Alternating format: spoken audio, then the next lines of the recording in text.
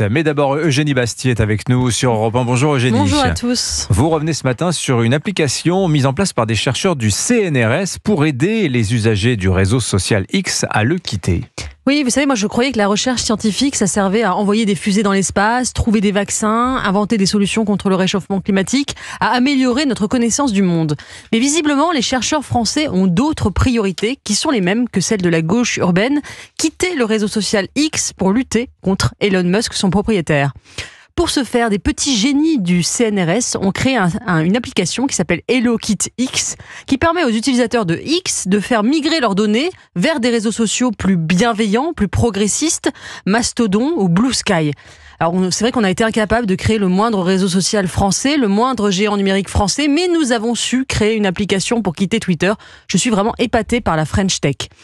L'idée, c'est de créer une issue de secours pour la démocratie, dit en toute modestie David Chalarias, le mathématicien inventeur de ce projet, qui affirme que désormais le réseau social X favorise la prolifération de contenus haineux. Leur prétexte, l'élection de Donald Trump.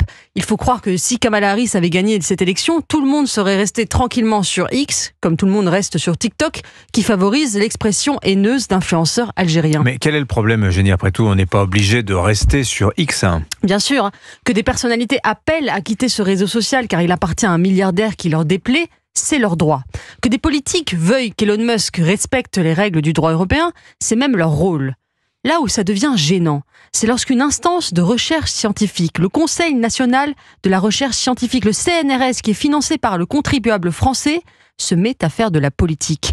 Le logo du CNRS apparaît sur le site HelloKitX. Une grande soirée en faveur de ce mouvement, à laquelle aurait participé Thierry Breton, a été annoncée sur le site du CNRS. La personne qui a développé l'application travaille pour le CNRS.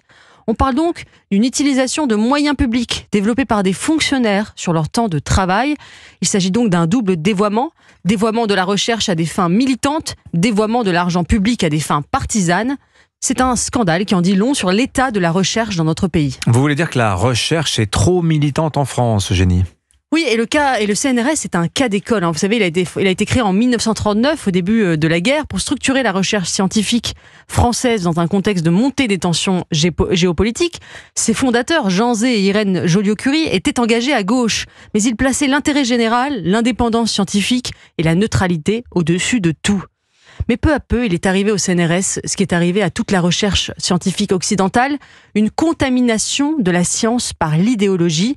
Les chercheurs du CNRS s'étaient d'ailleurs mobilisés contre l'enquête sur l'islamo-gauchisme à l'université, qui avait été demandée par la ministre de l'Enseignement supérieur. Ils s'étaient probablement sentis visés. Le CNRS, c'est 3,8 milliards d'euros de budget, 33 000 fonctionnaires, dont 11 000 chercheurs. En des temps de disette budgétaire, il est temps de faire le ménage dans cet opérateur de l'État privatisé à des fins idéologiques. Signature Europe 1, Eugénie Bastier. Merci beaucoup, Eugénie.